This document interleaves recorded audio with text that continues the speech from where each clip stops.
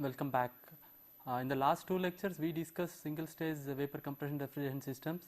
In this lecture I shall introduce multi-stage vapor compression refrigeration systems. So the specific objectives of this particular lesson are to introduce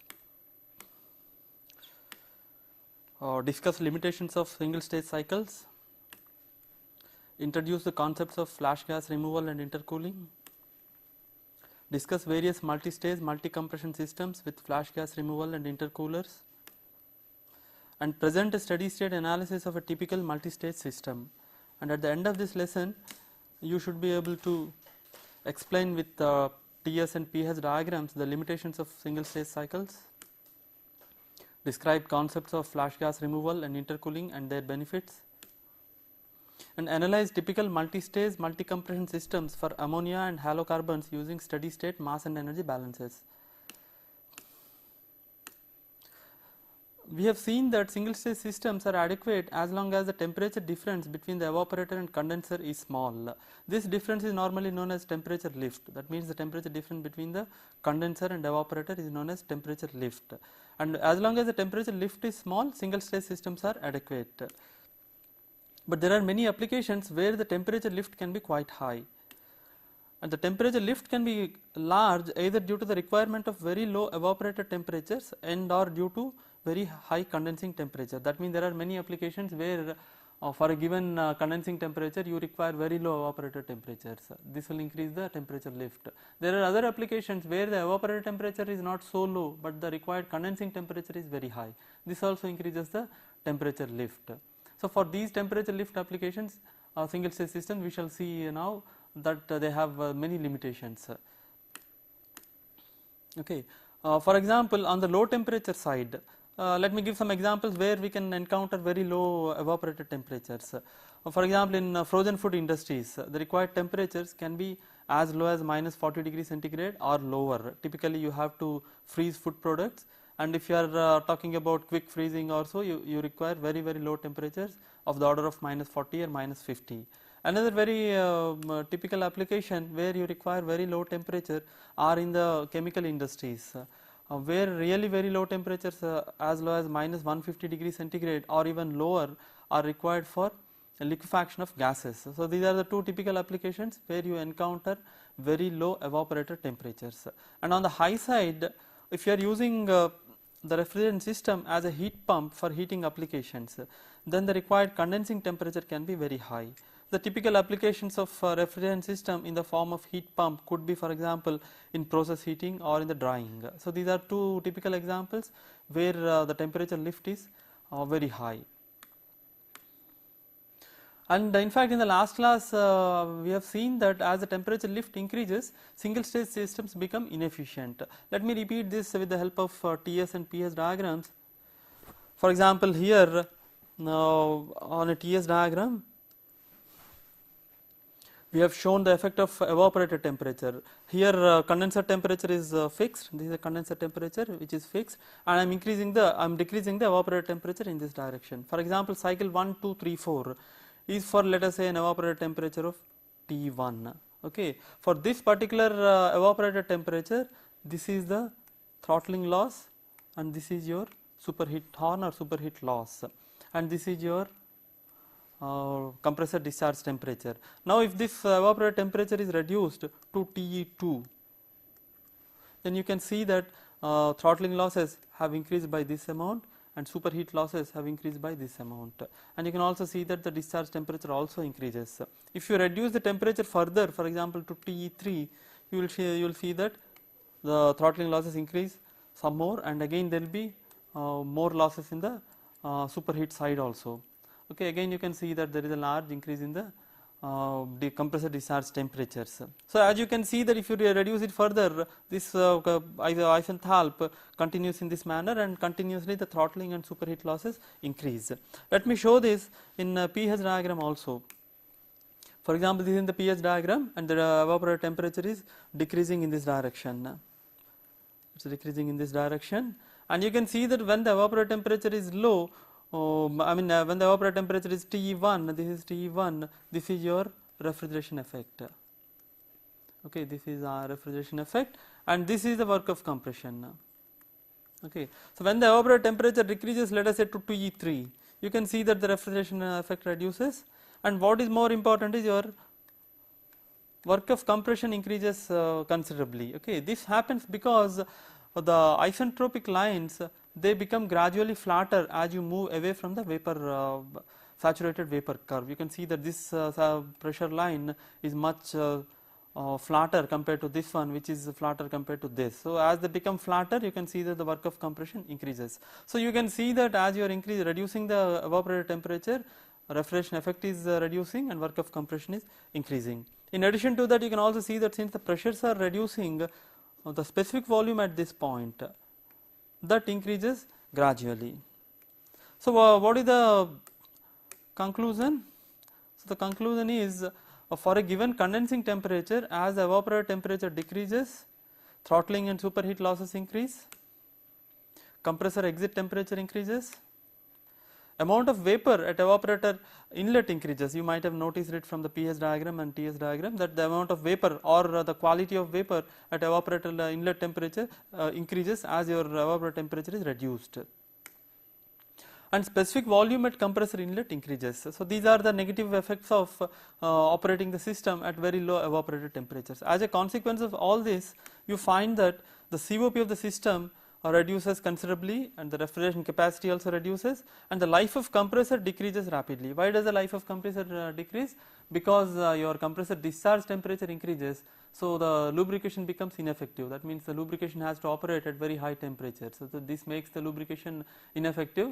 So, there will be more wear and tear. So, as a result, the compressor life reduces. So, these are the bad effects of operating a compression system at very high temperature lift or at very low evaporator temperatures.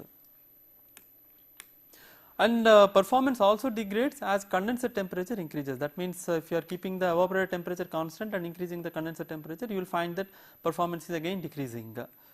So, the summary is that single stage systems are not recommended when evaporator temperature becomes very low and or condenser temperature becomes very high. In fact, they become economically unviable when the temperature lift exceeds certain limit. In such cases, we have to use what is known as multi-stage systems.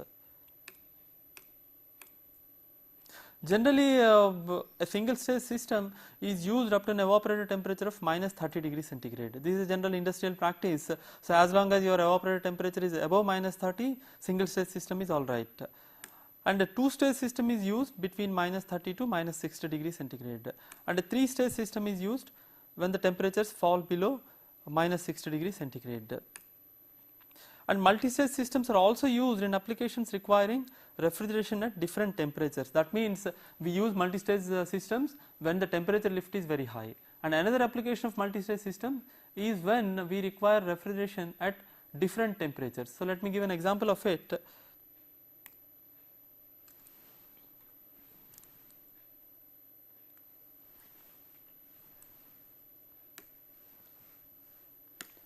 Okay, in applications requiring refrigeration at different temperatures. For example, I give a typical application in a dairy plant. Refrigeration is required at minus 30 degrees centigrade for making ice cream and at 2 degrees centigrade for chilling milk. That means, you require refrigeration effect at minus 30 degrees centigrade so that you can produce ice cream. And at the same time, in the same dairy plant, you also require refrigeration at 2 degrees centigrade for chilling of milk. Okay. So, what are the options available? There are several options. For example, you can have two independent refrigeration systems, where one refrigeration system will be catering to minus 30 degrees centigrade evaporator temperature producing ice cream, and the other refrigeration system will be cooling the milk at 2 degrees centigrade. This is one option. The other option is you can use a single refrigeration system where the evaporator is operated at minus 30 degrees centigrade, even though you really do not require minus 30 degrees centigrade for chilling the milk. Okay. And we shall see that this is very inefficient, because you require cooling at 2 degrees centigrade, but still you are operating evaporator at minus 30 degrees centigrade. This is inefficient from the performance point of view. It can also create problems like frosting, etc. Okay, but this is another option.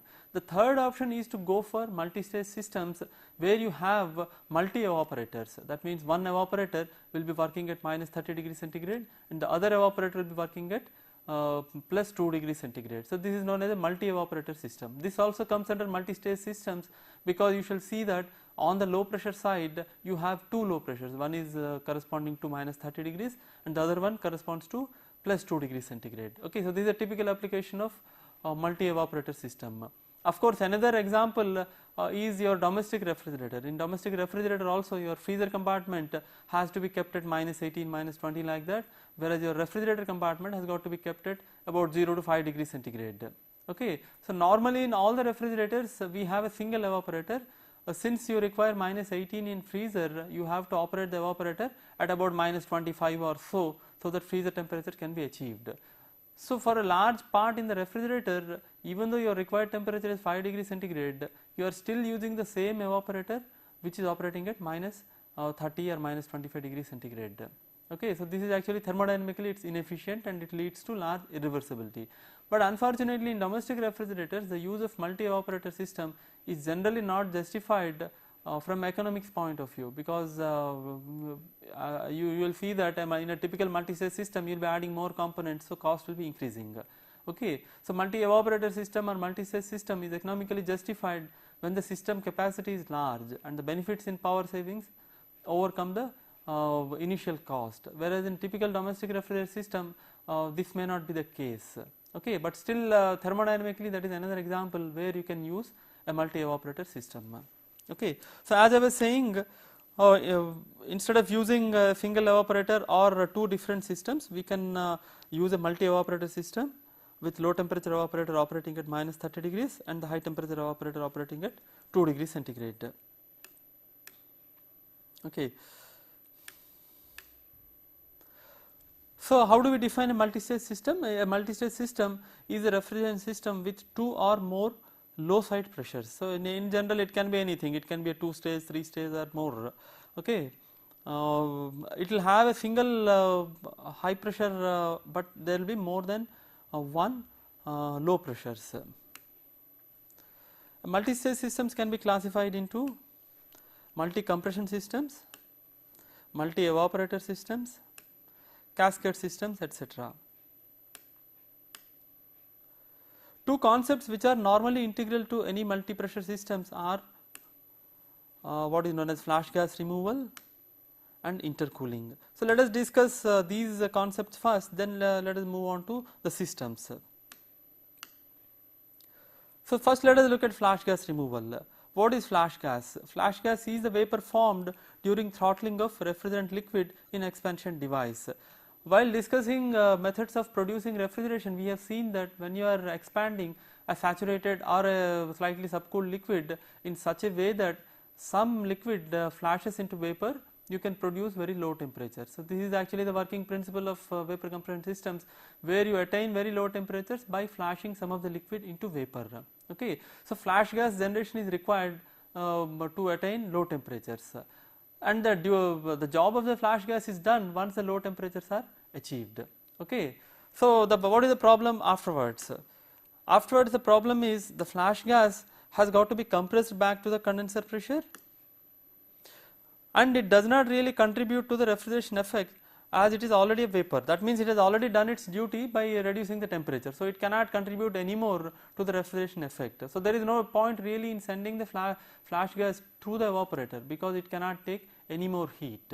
Okay, because the refrigeration effect in the evaporator is due to the latent change. Okay, and since it is already in the vapor form, it cannot undergo any more change. Okay. And another disadvantage is that it increases the pressure drop in the evaporator. Okay, so these are the problems. Once flash gas has reduced the temperature, you see that it has to be compressed back and it does not contribute to refrigeration effect, and it increases the pressure drop in the evaporator. So, flash gas removal. Performance can be improved considerably if the flash gas is removed as soon as it is formed and recompressed to condenser pressure. That means, let us say that you have found a way by which you are continuously removing the flash gas as soon as it is formed in the throttling device, and you are compressing it back to the condenser pressure. That will give you the best performance. Okay, because you are not allowing the flash gas to go to the evaporator. As a result, evaporator will be operating efficiently. Okay, but unfortunately this is not possible in practice. the continuous removal of flash gas as soon as it is formed and decompressing it immediately is very difficult in practice, and so far no practical means to achieve this could be found. So what is the practical way of at least reducing the damage? So a practical way is to remove the flash gas at an intermediate pressure is by using what is known as a flash tank. So let me explain what is a flash tank. So a flash tank is a pressure vessel in which the refrigerant liquid and vapor are separated at an intermediate pressure. So it is basically a pressure vessel where liquid and vapor are separated, and this operates at a pressure intermediate between the evaporator and condenser. Refrigerant from condenser is first expanded to an intermediate flash tank pressure using a low side float valve. That means use a float valve to reduce the pressure from the condenser pressure to an intermediate pressure corresponding to that of flash tank. The float valve maintains a constant liquid level in the flash tank. Refrigerant liquid and vapor are separated in the flash tank, and saturated liquid from flash tank is fed to the evaporator after throttling it to the required evaporator pressure. So this is the description of a flash tank. Let me show it schematic of a flash tank. Okay, so this picture here shows the a typical flash tank. What we have here is high pressure refrigerant from the condenser. First flows through a float valve. Okay, float valve is an expansion device where the pressure drops from the condenser pressure PC to an intermediate pressure corresponding to the flash tank, that is PI. Okay, so pressure drop from PC to PI takes place across the float valve. Okay, PC to PI takes place across the float valve, and the flash tank is maintained at a intermediate pressure PI. And in the flash tank, what is done is, you can see that only the refrigerant liquid is taken to the evaporator through the expansion valve. Okay, that means you separate the, here what happens is see at this point you have both liquid plus vapor. Okay, because of this is as a result of the flashing that has taken place in the float valve. So what we are doing here is, we are sending the vapor to the compressor or to a reduction valve, and we are sending the liquid portion to the evaporator through an expansion valve. What does this expansion valve does? This reduces the pressure from PI to PE. PE is your required evaporator pressure. Okay, so this is the description of a typical flash tank. Normally you may have to insulate this if this temperature is lower than the surroundings. Okay, and typically this kind of a float valve is known as a low side float valve because it maintains the liquid level on the low pressure side. Okay, one important requirement here is that the vapor that is going out of the flash tank should not carry any liquid. That means this has to be only pure vapor. It cannot be liquid plus vapor. Okay, so to ensure that, what you have to do is, you have to maintain the upward velocity of the gas or upward velocity of the vapor less than certain value. Okay, typically it is seen that if the velocity of the vapor at this point is less than about 1 meter per second, then the vapor cannot carry any liquid droplet. So what you have here is pure vapor. Okay, so you have to design the flash tank in such a way that you get a low temperature here. Okay, now let me show this process on pH diagram. So this is the process on the pH diagram. This is the inlet. This is your inlet to the float valve. It is entering at 0.6 in the float valve, and in the float valve the pressure has reduced from PC to PI. Okay, so this is the operation of the float valve, and this is the point at which the refrigerant enters into the flash tank. So you can see that at this point it consists of this much fraction of vapor and this much fraction of liquid. So what you are doing is, you are taking the liquid fraction which exists at this point to the evaporator through another expansion valve. This is the expansion valve. Okay, between the flash tank and the evaporator. Okay, so the saturated liquid goes to the evaporator, and the vapor that has formed at this point goes to either a compressor depending upon the system, or it may be reduced in pressure and again mixed with the low pressure evaporator gas. Okay, so one thing you can see is that if you don't have this flash tank and all, the quality at the entry to the evaporator would have been 9 dash. Okay, by using the flash tank you could reduce the quality considerably. So you can see that at the inlet to the evaporator 0.9 has more liquid than vapor compared to 0.9 dash.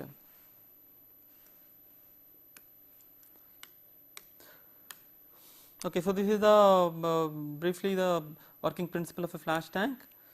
Now let us look at intercooling, the other concept of intercooling. the specific work input to a compressor in a reversible polytropic compression is given by this expression. Okay, this expression basically is obtained by integrating this, and all polytropic process, if you remember, follow this equation. PV to the power of n is constant. Okay, so if you substitute that and integrate it, you get this expression. Okay, so this is the work input to compressor in a reversible polytropic compression.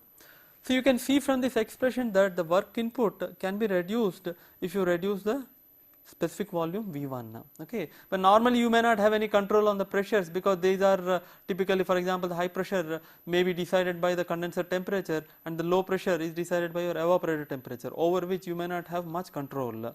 Okay, and N is a typical process parameter, and also it all depends upon the refrigerant. So you don't have much control on these parameters, but one parameter where you have some sort of a control is the specific volume at the inlet to the compressor, that is V1. Okay, so work input can be reduced if you are reducing V1. How can you reduce this V1? By reducing the temperature at this point, that means by cooling the vapor in between the compressions. Okay, so that is the principle of intercooling. This is very clear if you look at PV and PS diagram. So let me show the PV and PS diagrams. Okay, so on the PV and PS diagrams, process 1 to 2 dash, 1 to 2 dash is a single stage compression without intercooling. Okay, if you are not using any intercooling, this would have been the process. Okay, 1 to 2 dash. Okay, and the work done you will see is the area under this PV curve if the process is reversible. Okay, so integral VdP, that means the area under this PV curve will give you the specific work input to the compressor. Okay, and the same thing you can see on PS diagram. If you are not using any intercooling, 1 to 2 dash is the compression process, and the specific work input is H2 dash minus H1. This is without any intercooling. Okay, now if you are using intercooling, that means what you are doing is you are stopping compression midway at point some pressure 2, and you are cooling the refrigerant vapor. Okay, refrigerant vapor or the gas. Okay, so the temperature reduces, so specific volume reduces. Again at this point you are compressing back to the required pressure. So the process becomes 1, 2, 3, 4 with intercooling. Okay, that same thing is shown on the PS diagram. 1, 2 is a compression in the low stage compressor. 2 to 3 is the process of intercooling, and 3 to 4 is compression in the high stage compressor. Okay, so as you can see from this, there is a considerable savings in specific work. That can again be shown on this one. For example, with intercooling, what is the specific work input? With intercooling, specific work input is H2 minus H1. This is the work input in the low stage compressor, plus H4 minus H3. Okay, this is the work input with intercooling. You will see that H4 minus H3 will be much less than H2 dash minus H2. That means H2 dash minus H2 will be greater than H4 minus H3. This is because, as I have already mentioned, the isentropic lines on PS diagram become flatter as you move away from the saturated vapor dome. As a result, this enthalpy difference will be much less than this enthalpy difference. Okay, ultimately this will give rise to savings in specific work input. So this is the principle of intercooling in between compression stages.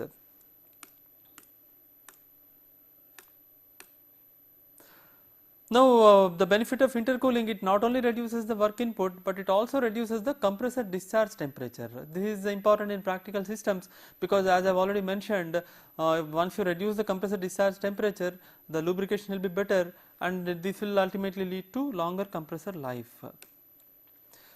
And intercooling can be achieved by 2-3 ways. The first one is by using what is known as a water cooled heat exchanger. The second method is by using refrigerant in the flash tank, or you can also use a combination of both. That means a combination of water cooled heat exchanger as well as refrigerant in the flash tank. So let me show what is a typical water cooled heat exchanger based intercooling. Okay, so what we are doing here is we are compressing, as I have already shown, the refrigerant to an intermediate pressure P2. So at this point the refrigerant is existing as a superheated vapor. Okay, this is superheated. So suppose you have cooling water with sufficiently low temperature. Let us say that this temperature is much lower than this temperature. Okay, that means T water inlet is lower than T2. Then you can cool this refrigerant vapor by exchanging heat between the refrigerant vapor and the cooling water in a heat exchanger. What I have shown here is a counterflow heat exchanger. So, you can use a heat exchanger where the cooling water comes in thermal contact with the refrigerant vapor, and because of the temperature difference, refrigerant vapor rejects heat to the cooling water. In this process it gets cooled, that means T3 will be lower than T2. Depending upon this temperature, T3 could be a saturated vapor or it could be again superheated, but with less superheat. Okay. So, in this process ultimately what we are doing is we are reducing the temperature of the refrigerant vapor, and the low temperature intermediate pressure refrigerant vapor is sent to the high stage compressor for further compression. Okay. So, this is the principle of intercooling using a water cooled heat exchanger. Let me show the principle of intercooling using a flash tank. Okay, so this is again we use a flash tank here. So, what is done here is this superheated vapor from the low stage compressor is bubbled through this. Okay, so it will be bubbling, the vapor will be bubbled through the liquid in the liquid pool in the flash tank. Okay, as a result, since this temperature will be lower than this temperature, the refrigerant vapor gets desuperheated in this process. Okay, because the vapor bubbles come in contact with the liquid and their temperature reduces, and in an ideal case what you have here is a saturated vapor. Okay, if you have a perfect contact between the vapor and the liquid, then this temperature will be corresponding to the saturation temperature at this pressure. Okay. So, but one thing you must see here is what is happening to the heat. This is rejecting heat to the liquid here, so some extra vapor will be generated. Okay. So, this is a negative this thing of the intercooling using a flash tank. Since you are rejecting the heat not to an outside fluid but to the refrigerant itself, you end up with a little more refrigerant vapor. That means the refrigerant vapor handled by the high stage compressor will be greater than the refrigerant vapor handled by the low stage compressor because of the vapor generation due to desuperheating. Okay. So, this is the principle of intercooling using refrigerant liquid in a flash tank. Of course, you can also use a combination of both. And intercooling may not be possible always using water cooled heat exchangers, as it depends upon the availability of sufficiently cold water to which the refrigerant from low stage compressor can reject heat. So, ultimately whether water cooling is possible or not depends upon what you have in hand. Okay, you have to have sufficiently cold water. Okay, as I have already discussed, the refrigerant vapor should be able to reject heat to it. Okay, this again depends upon what is the discharge temperature of the refrigerant vapor after the low stage compression. Okay, which in turn depends upon the nature of the refrigerant. Okay. And another problem is, as I have already mentioned, with water cooling the refrigerant at the inlet to the high stage compressor may not be saturated. And water cooling is generally used in air compressors. It is normally you might have seen air compressors with water cooled jackets. It is possible in air compressors because the discharge temperature in a typical air compressor is much larger due to higher Cp by Cv ratio. Okay. And intercooling using liquid refrigerant in the flash tank may or may not reduce the power input to the system. Okay, we will see why it may or may not reduce the power input. This is because, as I have already mentioned, heat rejected by the refrigerant during intercooling generates additional vapor in the flash tank, which has to be compressed by the high stage compressor. Since the high stage compressor has to handle more amount of refrigerant vapor, obviously the total power input to it increases, even though the specific work input reduces. Okay. So, you have to see whether the benefit of reducing the specific work of compression compensates the increase in the mass flow rate. Okay. Depending upon the balance of these two, whether the total power input increases or not depends.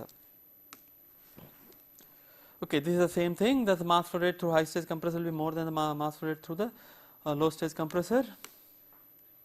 And total power input to the system, as I have already mentioned, decreases or not depends on whether the increased power consumption due to higher mass flow rate is compensated by reduction in specific work of compression or not. And it is observed that in ammonia systems the power input usually decreases with intercooling by liquid refrigerant. That means liquid intercooling using liquid refrigerant in the flash tank may be beneficial in ammonia systems. Okay, this is because of two reasons. First reason is for the same pressure ratio, the discharge temperature with ammonia is quite high compared to halocarbon refrigerants. Okay, so you have high discharge temperature. So there will be a large amount of desuperheating. At the same time, ammonia has large latent heat of vaporization. Okay, so the amount of vapor generated will be less compared to halocarbon refrigerants. Okay, so you will find that the benefit of intercooling is more than the disadvantage of generating more refrigerant vapor. Okay, but it is observed that in halocarbon based refrigerants such as R12 and R22, the power input marginally increases with refrigerant liquid intercooling. So intercooling using refrigerant liquid may not be very effective in the halocarbon based systems.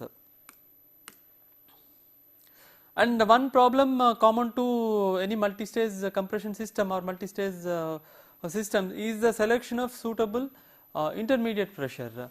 But normally, as I have already mentioned, the evaporator pressure and condenser pressure are fixed by condenser and evaporator temperatures. But the designer has to decide what should be the intermediate pressure, okay, because that does not depend upon the application or the available of heat sink. So normally you have to optimize this intermediate pressure, so the total power input to the system is reduced. And it is observed that if you are talking about multi-stage compression using an ideal gas with a perfect intercooling, okay, then the intermediate pressure is the geometric mean of the low and high pressures. That means the intermediate pressure with perfect intercooling is simply equal to square root of the product of low pressure and high pressure. Okay, Pi optimum is P low into P high to the power of half. Okay, but it is observed that with real gases, especially with refrigerant vapors and all, you have to have a small correction factor. So normally people use this expression where the Pi optimum is given by Pe into Pc into Tc by Te to the power of half, where Pe and Pc are evaporator and condenser pressures, Te and Tc are evaporator and condensing temperatures respectively. Okay, so the you have to add a small correction factor. Tc and Tr have got to be in absolute temperature scale. Now let us look at some systems. It is possible to devise a large combination of multi-stage systems. So I shall discuss very few systems. Okay, typical multi-stage systems. First system is that I am going to discuss is with flash gas removal and intercooling. First, let me describe this system. The system uses a combination of water cooling and flash intercooling. The superheated vapor from the water cooled heat exchanger bubbles through the refrigerant liquid in the flash tank. It is assumed that the vapor at the exit of flash tank is saturated. Okay, so now let me describe the system. This is a complete system. Okay, so you have all the components. Let me begin at this point. High pressure refrigerant liquid from the condenser first flows through a float valve where its pressure is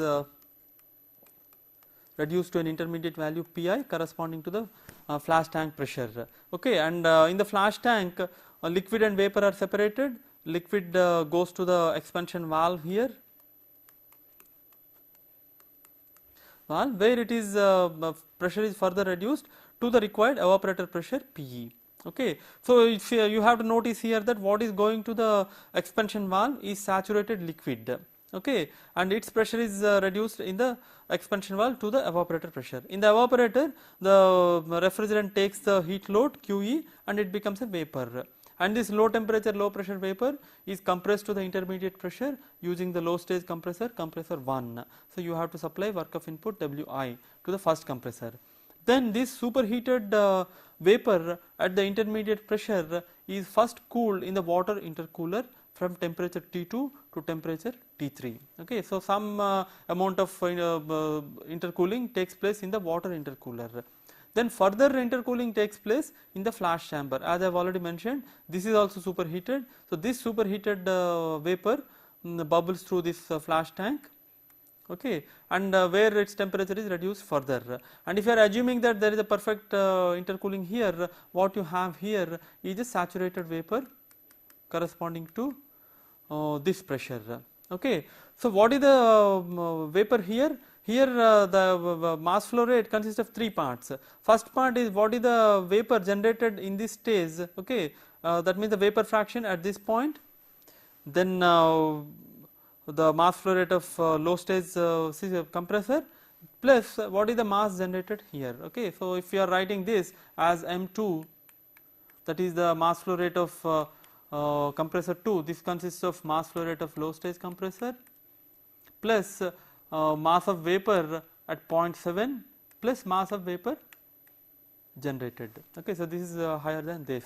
So this is compressed in the second stage compressor from the intermediate pressure to condenser pressure PC, and you have to supply work of compression W2 to the second stage compressor. Then this the entire mass is condensed in the condenser and heat is rejected QC, and the cycle continues. Okay, so now let me show this on pH diagram. Okay, so this is the process on pH diagram. What you have here is the condenser pressure, intermediate pressure, and evaporator pressure. Okay, so this is where you are taking in heat QE, and this is where you are rejecting heat QC. Okay, and this is the work input to the low stage compressor, this is the work input to the high stage compressor, and some amount of heat is rejected in the intercooler here, and this is your expansion in float valve, and this is the expansion in the expansion device. And as I said, if you are not using any of these things, your cycle, if you are with a single stage cycle, it will be something like this. Okay, so single stage cycle will be something like this. Now let us look at typical performance of this. How do you analyze the performance of this? So what we do here is we apply mass and energy balance across each component, and we assume steady state. Okay, that means basically we apply steady state steady flow energy equation, steady state steady flow energy equation. Okay, and we also assume that delta Ke and delta Pe are negligible. Okay, under these assumptions we are carrying out this simple analysis. First let us take the flash tank. If you take a control volume across the flash tank, this is the mass balance, mass coming in is mass going out. Okay, and this is the energy balance, energy coming in is energy going out. Okay, then look at the expansion valve. Okay, this is the expansion valve between the flash tank and the evaporator. Mass balance is whatever mass is entering is simply leaving, and since this is an isenthalpic process, enthalpy remains constant. Okay, this is a throttling device. Then comes the evaporator. Again, mass balance, whatever mass is coming has to go out, and this is the energy balance. This is the refrigeration effect. I am sorry, this is the refrigeration capacity, which is equal to mass flow rate of the refrigerant into the refrigeration effect. Okay, so this is these are the equations for flash tank, expansion valve, and evaporator. Similar equations you can find out for low stage compressor. Okay, this is the mass balance. This is the work input to the low stage compressor, which is nothing but mass flow rate through the low stage compressor m dot I into the work of compression. Okay. Now if you are applying this to the energy and mass balance to the water cooled intercooler, this is a simple mass balance, this is the energy balance. This is the heat rejected to the water. Okay, heat rejected to water in the intercooler. Okay. Now we apply this to high stage compressor. In the high stage compressor, this is the mass balance. This is the mass flow through the high stage compressor. You can, as I have already explained, this will be much larger than this. And this is the power input to the high stage compressor, product of mass flow rate into specific work of compression for this compressor. And for the condenser, again same simple equations. Mass balance, energy balance.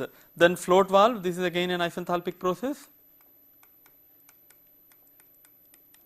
Okay, so the mass balance and enthalpy remains constant. From the above equations, if you are clubbing these equations, it is very easy that you can easily show that m dot 7 is equal to m dot 4 is equal to m dot 2. This is nothing but the mass flow rate through the second stage compressor. Okay, similarly, this is m dot 3 is what is going to the evaporator, is what is compressed in the low stage compressor. Okay, so this you can easily see by looking at these equations, and you can also easily show that the mass flow rate through the second stage compressor is equal to mass flow rate through the low stage compressor into the product of the ratio of these enthalpies. One thing you can notice here is this ratio reduces, that means the difference between m dot 2 and m dot 1 will be less as H3 approaches H4. And this is the mass of vapor generated because of the de-superheating in the flash tank. Okay. So again this is expressed in terms of the mass flow rate through the evaporator and enthalpies. Again you can see that this becomes 0 when H3 is equal to H4. That means in the water cooler, if you can cool the refrigerant vapor in the water cooler to such a state that it enters into the flash tank as a saturated vapor, then there won't be any further vapor generation. Okay, but this may not be possible, as I have already explained. And finally the COP of the system is written as the cool refrigeration capacity divided by the work input. Now the work input consists of work input to the first stage compressor plus work input to the second stage compressor, and this is written in terms of various mass flow rates and enthalpy differences. So this is a typical, this is a way how a typical thermodynamic analysis of a multi-stage system can be carried out. Okay. So what is required in the analysis of these problems is that first you have to look at the system schematic carefully, and you have to translate the various processes onto a pH diagram, because typically pH is very useful. If you can correctly plot the pH diagram of the system, then all that you have to do is take each component and apply mass balance and energy balance across the component. Okay. Then you have a set of equations and you will have a set of unknowns, and from the set of equations and the set of unknowns you can find out whatever is required. Okay.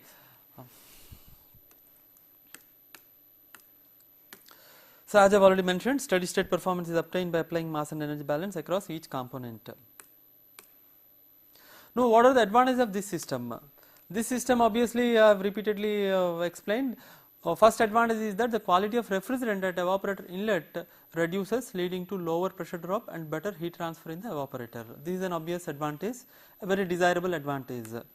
Second advantage is you have already seen that throttling losses are reduced as vapor generated is separated in the flash tank and recompressed by compressor. Okay, you are not allowing that vapor to go to the right down to the evaporator pressure and then compressing it. You are compressing it from the intermediate pressure. Okay, so thereby you are saving some power. And there will be high compressor volumetric efficiency because each individual compressor is operating at a reduced pressure ratio. Okay, so this will reduce the size of each individual compressor.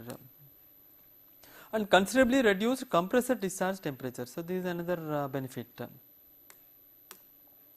However, this particular system has one small problem. This problem is that since the refrigerant liquid in the flash tank is saturated, there is a possibility of liquid flashing ahead of expansion valve due to pressure drop or heat transfer in the pipelines. Let me explain this one. You have the flash tank here. Okay, so what you are doing is you are taking the saturated liquid and then you are sending it to the evaporator. Okay, so at the entry here at this point you have saturated liquid corresponding to the intermediate pressure Pi. So if you have a long pipeline, let us say that this pipeline is very long, and in addition to that you have some heat transfer to the pipeline, then what happens is at this point you will have liquid plus some vapor. Okay, that means some flashing takes place not in the throttling device but in the pipeline itself because of the pressure drops and because of the heat transfer. Okay, that means this throttling device has to handle both liquid and vapor. Typically throttling devices are designed to handle only liquid, so if you have any vapor at the inlet they malfunction. Okay, so this is a disadvantage of this system, right. So what is done typically is sometimes if you have long pipelines or if you have some heat transfer and if you expect there will be some flashing, if you are using this flash tank, then you can use what is known as a liquid subcooler. Okay, so this is an alternative way to prevent vapor entry into expansion device. So let me explain liquid subcooler.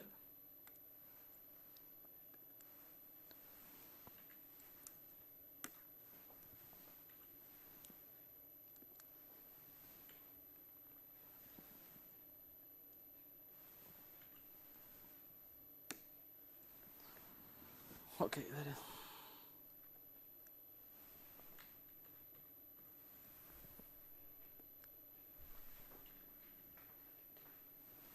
Okay, let me explain this. Let me draw a schematic.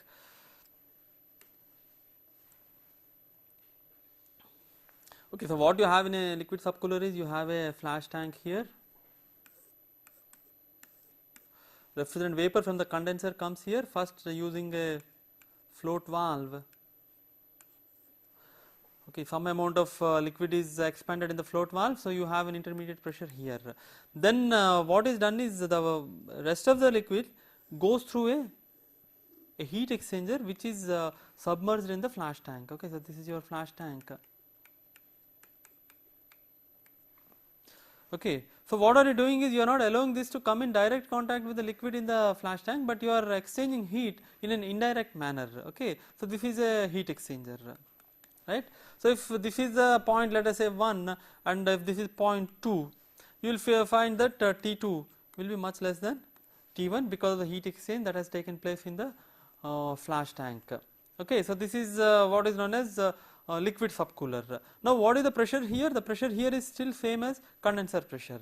Okay, so if you look at this on a pH diagram, it is very easy to show that. For example, if the point 1 is this, what is happening in the liquid subcooler is it is getting subcooled to a state 2, and at this point it enters into your expansion device. So you can see that you are able to provide a good amount of subcooling, and thereby you are preventing the possibility of vapor entering into the expansion device here. Okay, so this is the principle of liquid subcooler.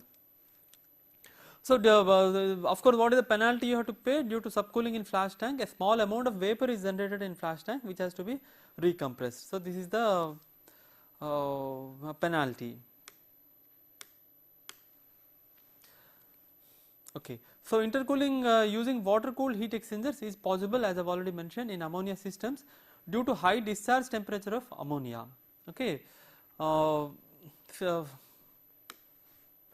and generally this is not possible in R12 system due to low discharge temperatures. In fact, this I have already mentioned while discussing the typical TS diagrams of various refrigerants. We have seen that typically in R12 systems the superheat losses are very small, and the discharge temperature at the end of compression is typically very small. Okay, so if you are trying to cool that one using water cooled heat exchanger, then you have to have sufficiently cold water, okay, which may not be possible always. So that is the reason why normally water intercooling is not used with R12 systems and other halocarbon systems. But in ammonia based system the discharge temperature is quite high, so maybe you can use the tap water for example, and you can have some kind of an intercooling using a water cooled heat exchanger. Okay. Now in R12 systems, in addition to this, we have already also seen that intercooling using the liquid refrigerant is also not very effective, because if you remember I have mentioned that intercooling using refrigerant liquid increases the mass flow rate through the high stage compressor, okay, even though it reduces the specific work of compression. Okay, in case of halocarbon refrigerants, the rate of increase in the mass flow rate does not compensate the reduction in the specific work input. So as a result, it is not effective. So normally in R12 systems and in other halocarbon systems, intercooling using water cooling or flash tank refrigerant is not used. So what is done here is the vapor from the low stage compressor is simply mixed with the vapor from the flash tank. Okay, this is a typical practice in halocarbon systems such as R12. Let me show that. Okay. So this is the typical intercooling system with R12. So what we are doing here is we are using a flash tank here normally. Okay, so this process is same as the compression system. You are taking saturated liquid from flash tank and evaporation process is taking place here. Okay, the difference is at this point. What you are doing is the vapor from the low stage compressor, it does not go to here, does not go to this point. What you are doing is this you are mixing with the vapor from the flash tank. Okay, so these two vapors are getting mixed. This is getting mixed with this. Okay, and you are getting a resultant vapor at this point. The same thing is shown on pH diagram. This is the exit vapor from the low stage compressor. This is the vapor from the flash tank. These two are mixed, and the resultant condition is 0.4. At this point, you are compressing it in a high stage compressor. Okay, so you can see that since you are mixing a superheated vapor with a saturated vapor, the condition to the inlet of the high stage compressor is also superheated. Okay, so you have a superheated vapor here, but this is all right here because typically the discharge temperatures are lower in R12 systems. Okay, so even though you have a superheated vapor at the inlet to the compressor, you do not lose much. Okay.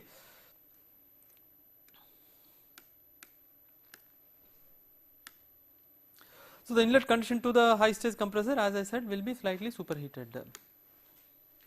Now let me describe another system, what is known as use of flash tank for intercooling alone. Okay. So sometimes the flash tank is used for intercooling of the refrigerant only. Okay, it's not used for flash gas removal. And flash tank for intercooling alone can be used in ammonia systems as it reduces the power input. So let me explain use of flash tank for intercooling alone. So what you are seeing here is you are not taking any refrigerant vapor from this point. Okay, so this you are not doing. So whatever entering into this expansion device is straight from the condenser.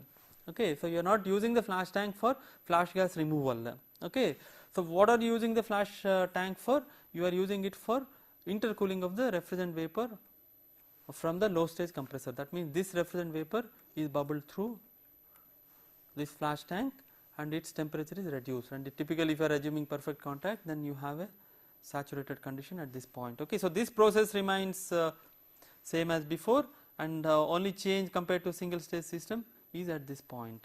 So obviously you can see that you are able to reduce the work of compression. Okay, because these lines are flatter. Okay, in addition to that, this temperature will be much lower, much higher than this. That means T2 dash will be much higher than T4. So the benefit is you are reducing the specific work of compression, and you are also reducing the discharge temperature. This is a typical problem in ammonia systems. Typically all ammonia compressors, due to this high discharge temperatures, they have water jackets. That means water will be running through these compressors, and they are cooled. The compressors are cooled so that the temperature does not go very high. Because as I have already said, if the temperature becomes very high, lubrication gets affected, then life of the compressor gets affected. Okay. So this problem becomes more severe as the temperature lift increases. So when you have high temperature lift ammonia systems, you have to have intercooling, and you have to somehow reduce the discharge temperatures. Okay. So even though you are not really bothered about the flash gas removal, if that is the case, then you can use this system. That means you are using flash tank only for intercooling, not for flash gas removal. Okay.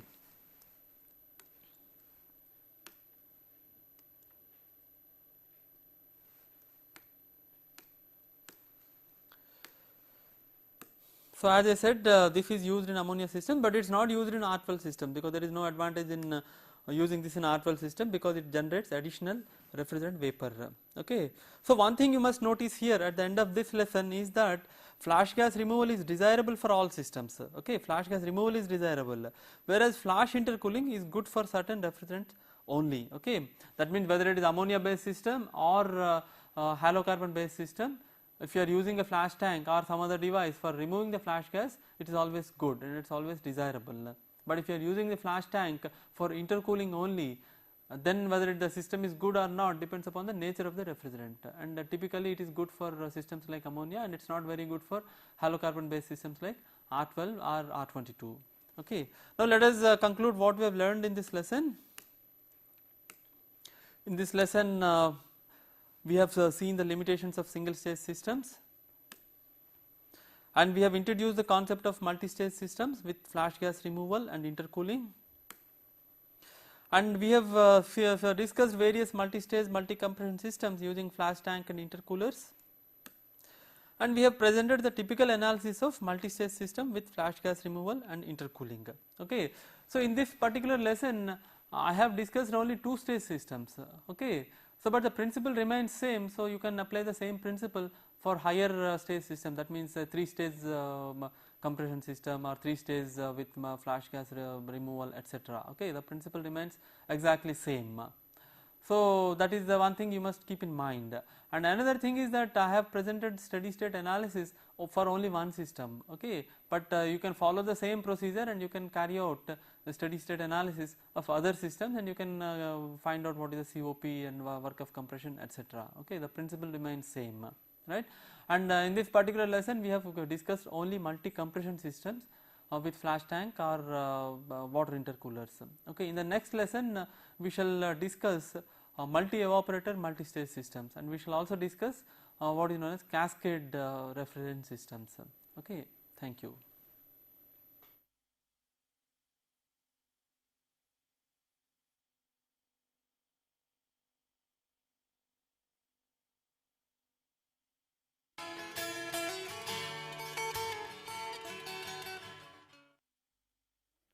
Welcome back. In the last lecture, I introduced multi-stage vapor compression refrigeration systems, and we discussed multi-compression systems with the flash gas removal, intercooling, etc. In this lecture, I shall discuss multi-evaporator systems and cascade systems. So, the specific objectives of this particular lesson are to introduce multi-evaporator systems, discuss performance of typical multi-evaporator systems with single and multiple compressors, individual and multiple expansion valves, and intercooling, and finally to introduce cascade refrigeration systems. So, at the end of this lesson, you should be able to explain the need for multi-evaporator systems, describe and analyze typical multi-evaporator systems with individual and multiple expansion valves, single and multiple compressors, intercooling, etc. and also describe and so what we have here is a simple single stage refrigeration system. So, you can see that it is a single stage because there is a single pressure, that means this evaporator and this evaporator both are operating at the same temperature, that means there are only two pressures, one is condenser pressure PC, the other one is evaporator pressure PE. Okay. All that we have done is we have provided two evaporators. This will be catering to refrigeration load at minus 30 degrees centigrade, and the evaporator 2 will be catering to the refrigeration at plus 7 degrees centigrade. So, external requirement is minus 30 and plus 7, but we are maintaining the evaporators, both the evaporators at minus 30 degrees centigrade. This is required because you are using a single compressor and you are not using any pressure reducing valve. So, pressure at this point has to be same as pressure at this point, that means the temperature at this point should be same as the temperature at this point. This shows the schematic of a two stage cascade system. As I said, you have high temperature cascade here and a low temperature cascade here. As I said, an example is in low temperature cascade you can use, for example, carbon dioxide, and here you can use ammonia. Okay. So, they are not physically getting mixed, the only coupling between these two systems is in this cascade condenser. In the cascade condenser, as I said, what is a cascade condenser? Cascade condenser is nothing but the condenser of this low temperature system and the evaporator of this high temperature system. So, both are clubbed together in a single component, and that component is called as cascade condenser. So, carbon dioxide, if you are taking the example of carbon dioxide evaporates at very low temperatures here, it is compressed, okay, and it condenses in this cascade condenser, and it rejects the heat of condensation to the refrigerant liquid, that is ammonia, of the high temperature cascade. Okay. In this process, ammonia picks the heat from the carbon dioxide and it becomes a vapor that is compressed, and it is again condensed in the condenser and expanded, and the cycle continues. So, in principle you can have many stages, that means you can have another stage here. Okay. Or